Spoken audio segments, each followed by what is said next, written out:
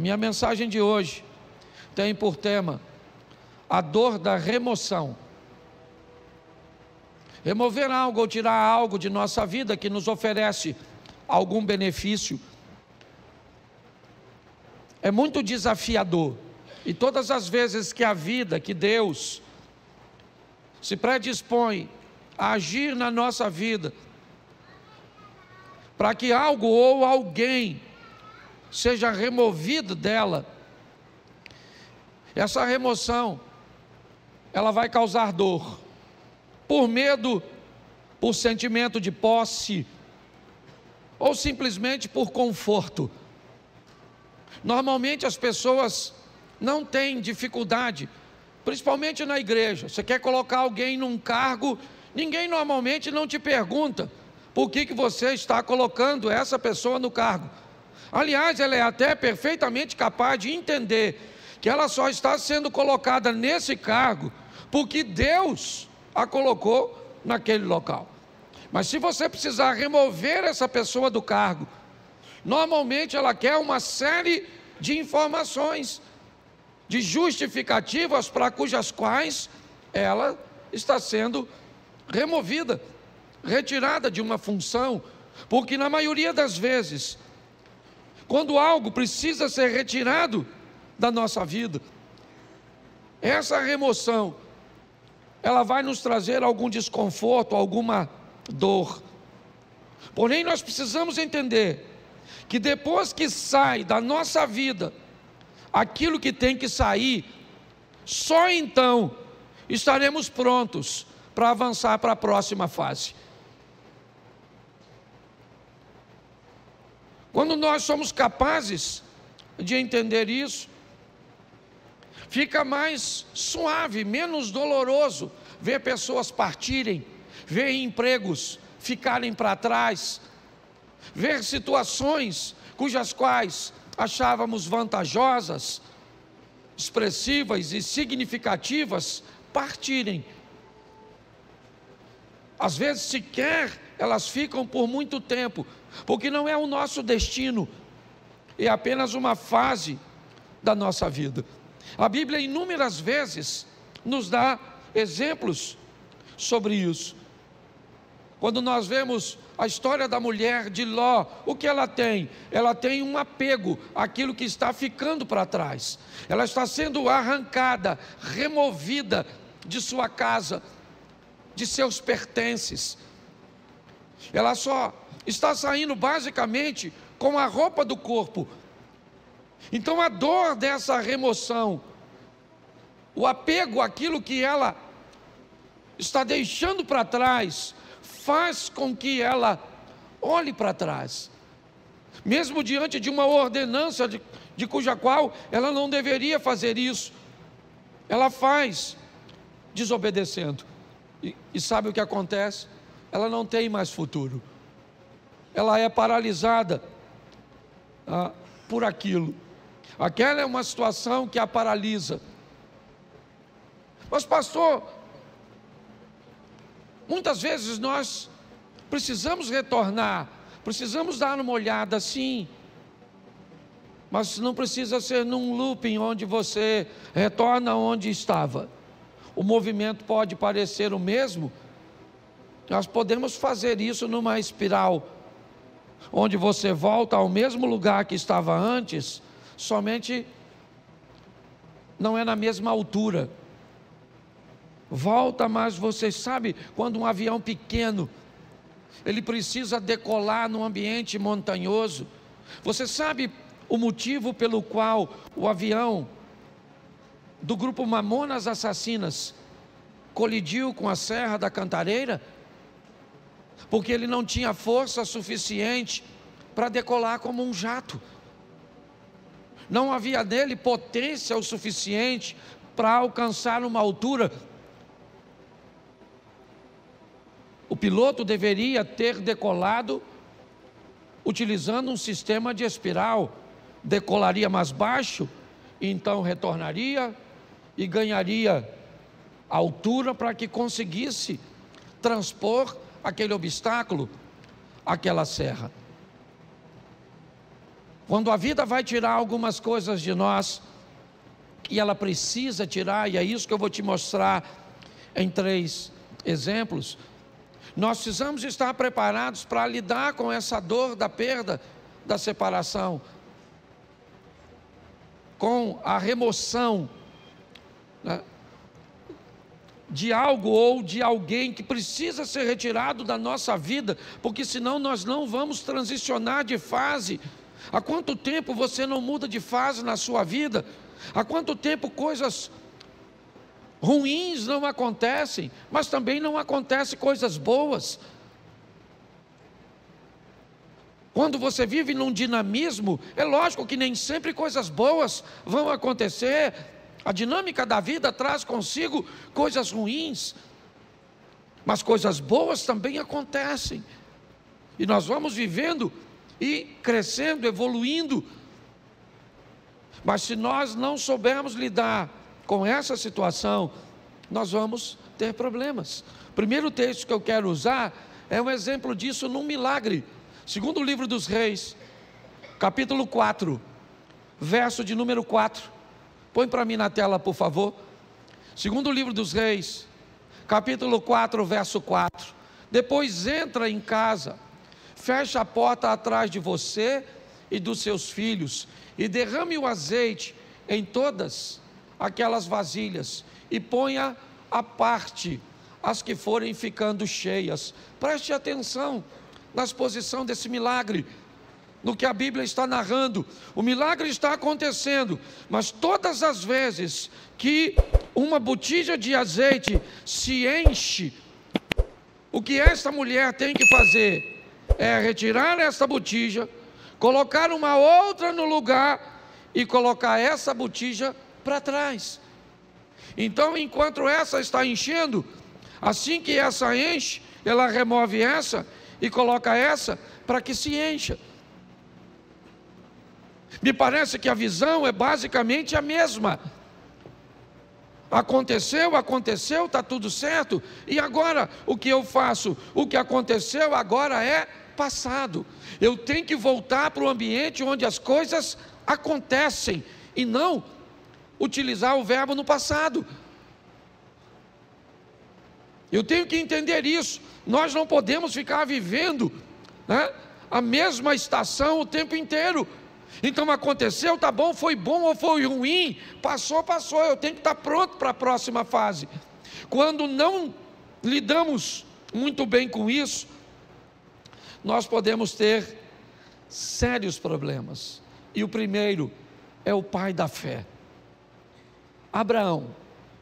Preste atenção nesse texto aqui, coloca Gênesis 13, verso 14. Gênesis 13, 14, dá uma olhada. 14, por favor, e não 4. Isso. O Senhor diz a Abrão, depois que Ló separou dele, ou se separou dele: olha para mim. Tera tem 3 filhos: Abraão, Naor e Harã. Harã se casou e teve um filho chamado Ló. E logo em seguida Harã acabou morrendo. Tera deixa Naor em Ur e sai com Abrão, com Ló, com Sarai, a esposa de Abrão, em direção a Canaã. Mas eles fazem uma parada em Harã e permanecem ali um tempo. Ali, o pai de Abraão, Tera, acaba morrendo. O que Abraão tem agora é apenas seu sobrinho Ló. É apenas o sobrinho. Ele não está mais em Ur, não. O texto é claro. Todos os restantes, né, as pessoas restantes, acabam ficando em Ur. O único que está caminhando com Abraão é Ló. Quando Deus aparece a Abraão e diz: Abraão, sai da sua terra e da sua parentela, ele não está em Ur, ele está em Harã. Note bem, a terra dele não era Harã, a terra era Ur, mas Deus está dizendo para ele, se ele está ali, naquele momento, aquela terra é a terra dele. Deus está dizendo para ele, ó, essa terra onde você está vivendo, ela é sua no momento, ela é o lugar que você está. Ele já saiu, é verdade, de Ur, seu destino era Canaã, mas seu pai parou em Harã, por motivo cujos quais eu desconheço, e acabou morrendo ali. E o que sobra para Abrão? Sobra Ló. Quando Deus diz, sai da sua terra e da tua parentela, a terra é Harã, e a parentela é Ló. Apenas um parente. E apenas uma solicitação de remoção, que Abraão, me parece que tem dificuldade de fazer. Por quê? Porque Ló era órfão, provavelmente. Porque a terra cuja qual ele está agora não é Ur, não é um ambiente de Ló, talvez.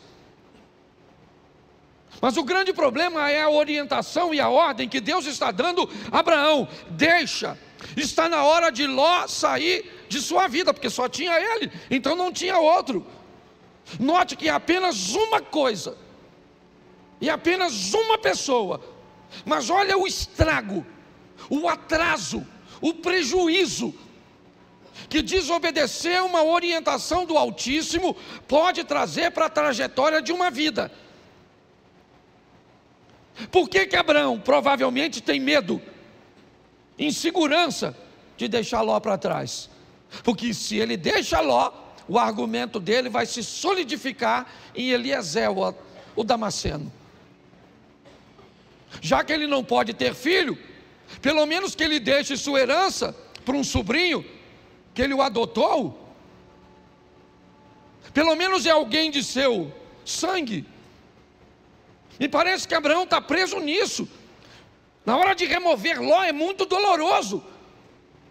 Por quê? Porque ele é a minha segurança no que diz respeito ao futuro. Se não for ele, como é que vai ser? Pois é. Às vezes quando Deus quer remover algumas coisas cujas quais somos apegados demais, sem ela não veríamos uma saída. O que eu vou fazer? Como é que vai ser? É a única coisa que eu tenho, é a única corda que eu tenho para me segurar. E Abraão leva Ló com ele. Ele não consegue se apartar de Ló. E eu confesso a vocês que fora a sensação de ver seu sobrinho enriquecer, Ló não traz mais nenhuma alegria para a vida e ministério de Abraão. Nenhuma. Se você for olhar a história, é só problema, é só dificuldade, é só adversidade. Até que chega um momento que Deus diz: Abraão, não tem mais como. E aí entra o verso, coloca o verso 13 por favor, desse texto. Ora, os homens de Sodoma eram maus e grandes pecadores contra o, verso 14, disse o Senhor a Abraão, depois que Ló se separou, ergue os olhos e olha desde onde estás para o norte e para o sul, para o oriente e para o, vamos lá, porque toda essa terra que vês, eu te darei a ti e a tua, preste atenção, isso só acontece depois que Ló vai embora. Olha só, Abraão era rico, sim ou não?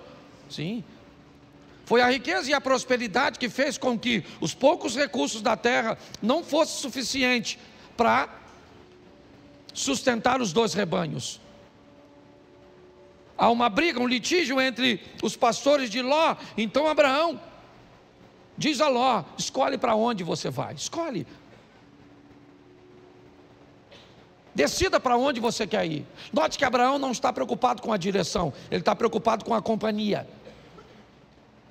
Enquanto Ló caminha para Sodoma e Gomorra, lembra o verso 13? O que tinha lá? Homens que viviam em grandes pecados. Abraão não. O caminho de Abraão era outro.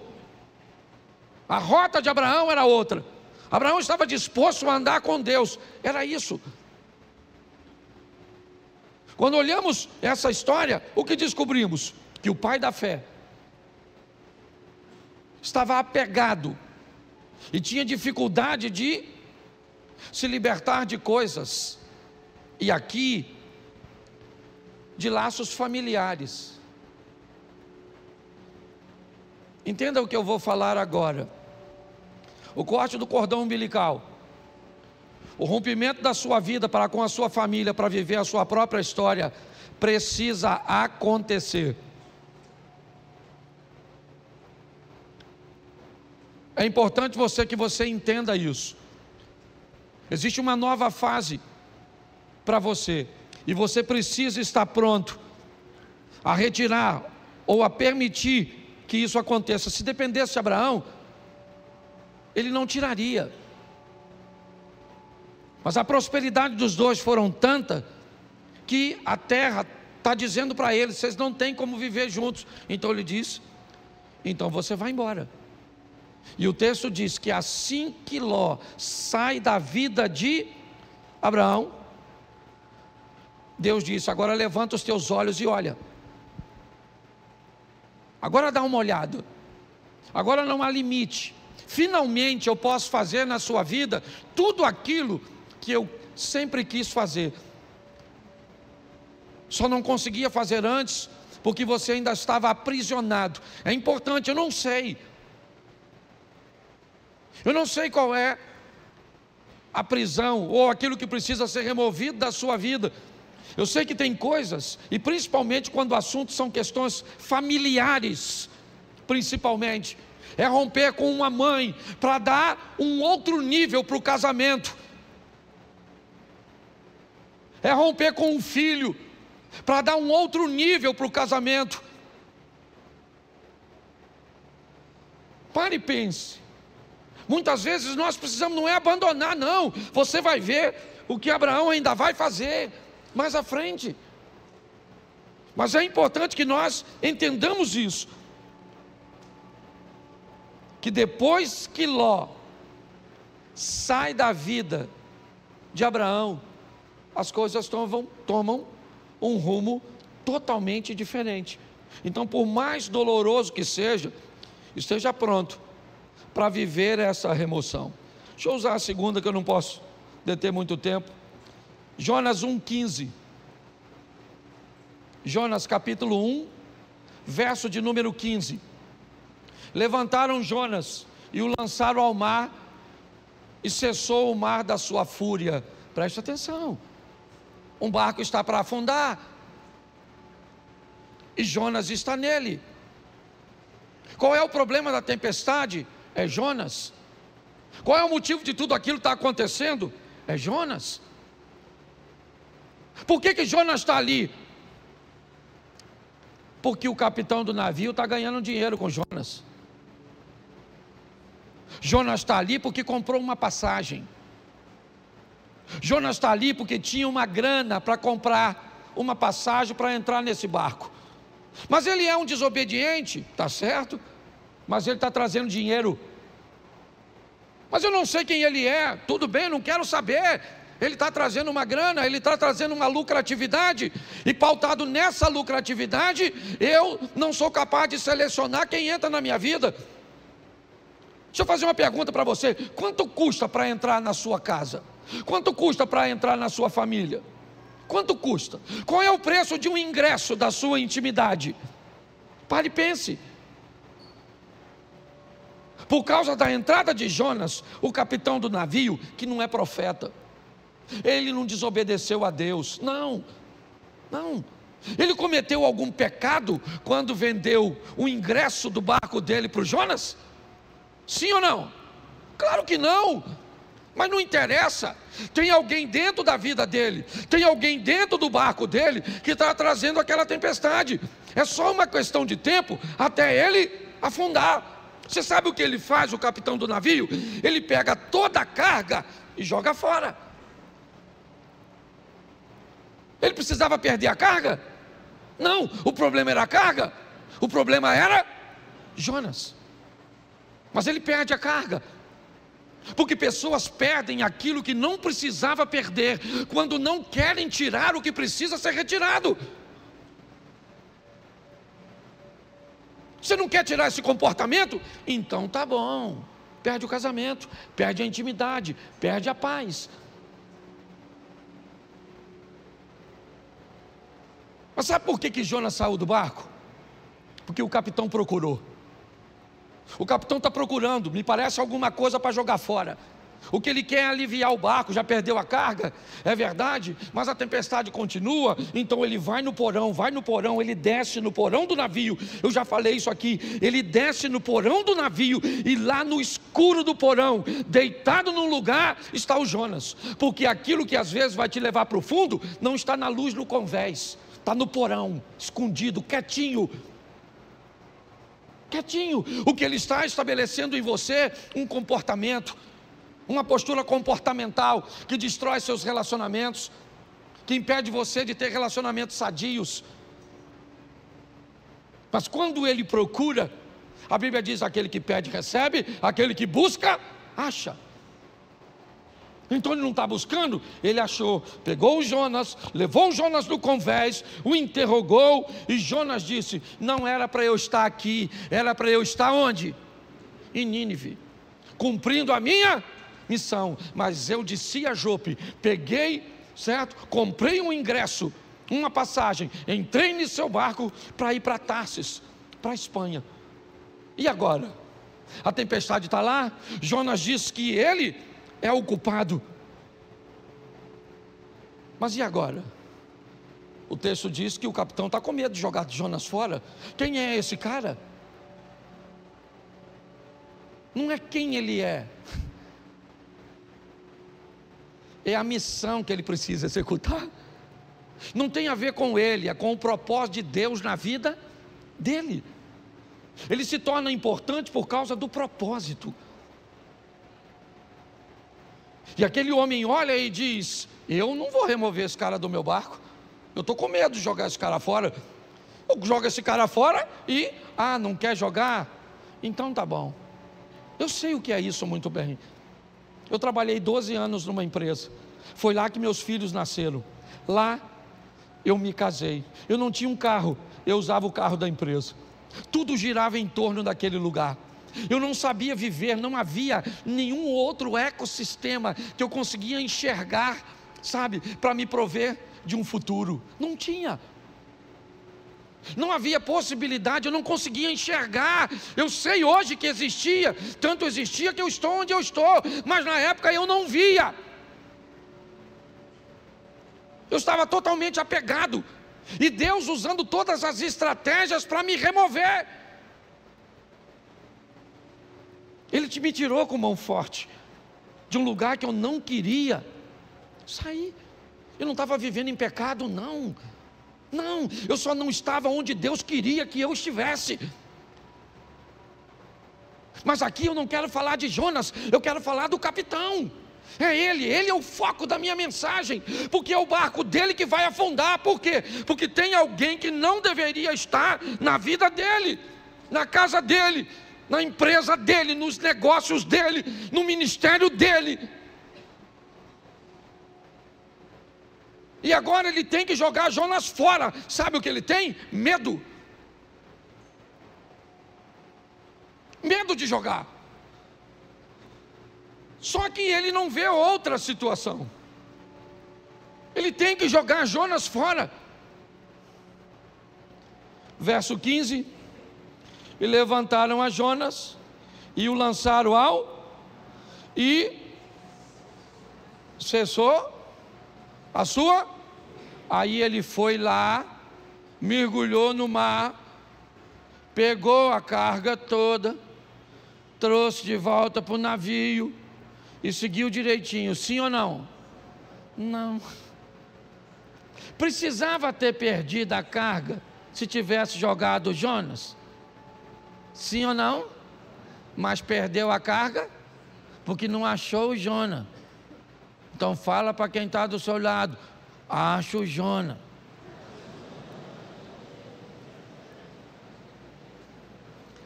Entendeu, querido? Acho que Deus está falando com alguma pessoa aqui hoje, certo? Você nem tem barco, mas tem Jonas, tá certo? Ah, pastor, descobri hoje, o meu Jonas é o meu marido. Se Jonas é o seu marido, eu vou te dar uma notícia, dona. Afunda. Porque tem gente, a turma que já está brigando, né? Fica, pastor, nossa, remoção. Nossa, podia sair morto. Mas afogado serve. Você está rindo, mas o assunto é sério. Dá uma olhadinha, ô gente. Porque eu creio que Deus está falando conosco, amém? O terceiro, Gênesis 37, verso 28. 37, 28 de Gênesis. Isso. E passando os mercadores midianitas, os irmãos de José o alçaram e o tiraram da cisterna e o venderam por 20 ciclos de prata aos ismaelitas. E esses levaram José ao... Preste atenção, quando Deus precisa tirar você de um lugar onde a sua visão é diferente da visão dos outros. Por favor, se você veio para essa igreja, certo, e você não quer se encaixar nessa visão, essa é uma mensagem extraordinária para você.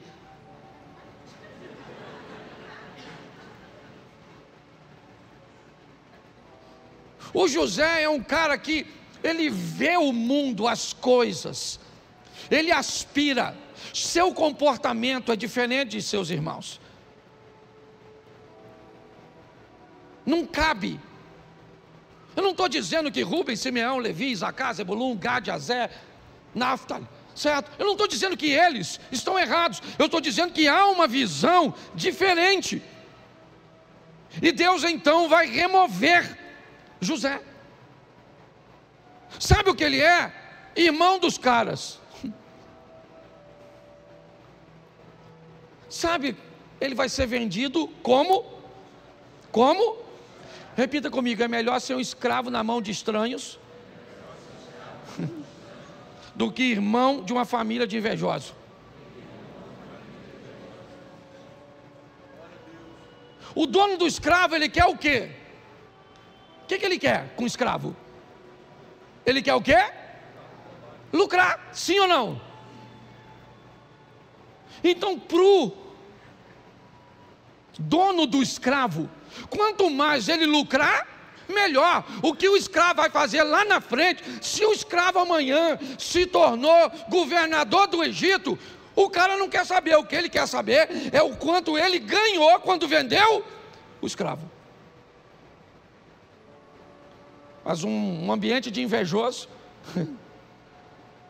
ele está preocupado com o que você pode se tornar no futuro. É isso que vai incomodá-lo. Então o propósito,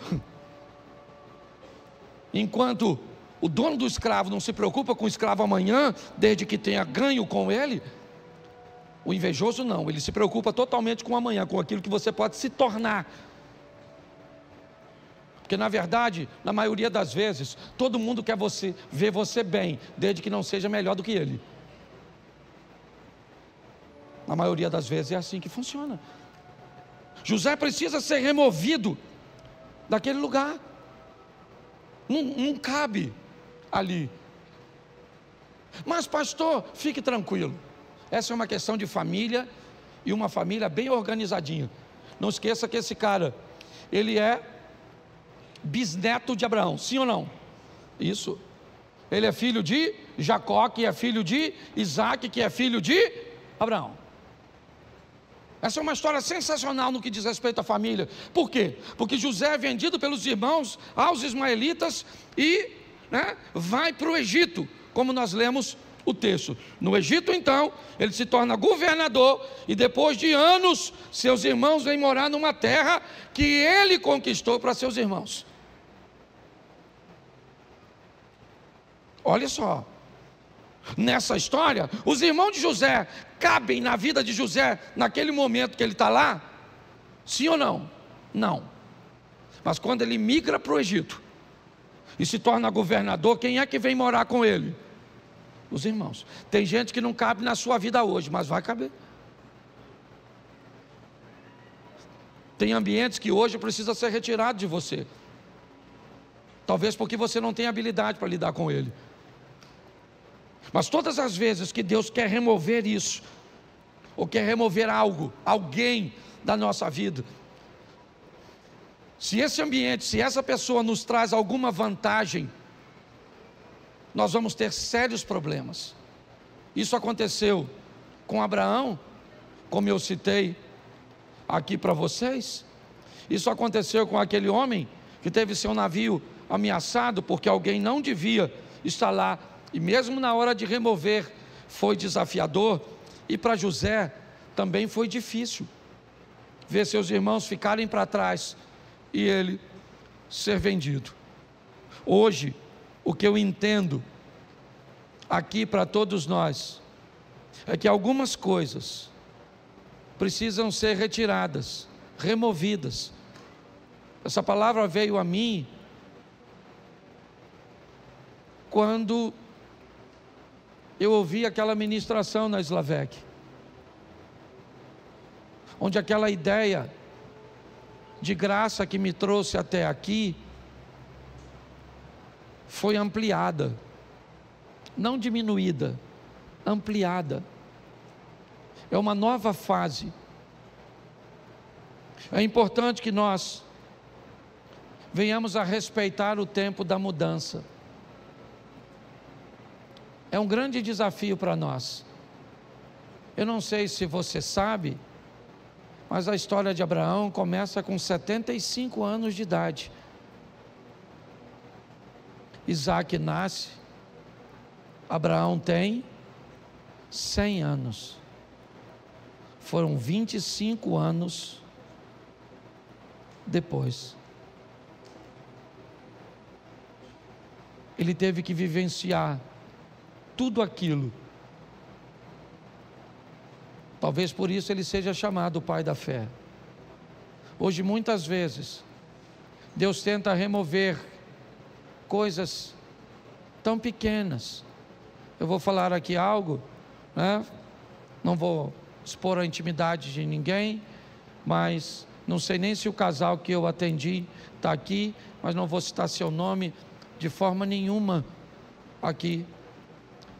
Eu estava atendendo agorinha mesmo um casal que corre o risco de se divorciar porque a mulher tem dificuldade de remover o celular, de remover o vocabulário.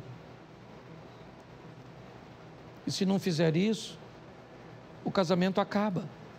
Mas ela tem dificuldade de remover, porque todas as vezes que algo precisa ser retirado, nós temos muita dificuldade.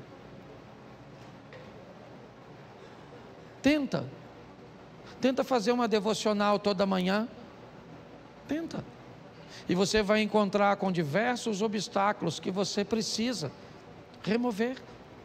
Tenta levantar de manhã, fazer a sua oração, fazer sua leitura bíblica, fazer um período de meditação. Eu não sei de quanto tempo você pode, mas tenta fazer isso. A probabilidade de você não conseguir é muito grande, porque para colocar essas coisas em prática, você vai ter que remover outras coisas que você já faz e que lhe oferece conforto.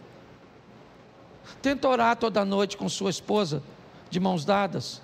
Tenta fazer jejum pelo menos 2 ou 3 vezes na semana. Tenta para ver. Pastor, por que é tão difícil? Porque antes de fazer aquilo, você vai precisar remover outras coisas que já estão estabelecidas, que te oferecem vantagens, que te oferecem conforto. Hoje a minha proposta, sabe, é trazer esse entendimento para você. Eu fecho aqui na minha devocional de sexta-feira. Eu vivi uma das maiores experiências, porque hoje não era para eu estar aqui. Hoje era para eu estar envolvido num escândalo e preso, com meu nome passando na mídia. Mas por causa da minha devocional, e eu tenho certeza, uma oração tão simples que eu fiz naquela manhã, me deu condições de chegar no lugar 20 minutos antes e resolver um problema que ia acabar com a minha vida. Você sabe quantos minutos eu orei naquela sexta-feira? Talvez de 5 a 7. Sabe aquela oração que você levanta e entrega o dia? Sabe, Senhor, toma esse dia, toma isso, toma aquilo, oro para o fulano, para o ciclano, aquela coisa. Então eu vou falar uma coisa para vocês. Para ter bons hábitos, nós vamos ter que remover os ruins. E se você achar que não consegue fazer isso, vai continuar com os ruins mesmos.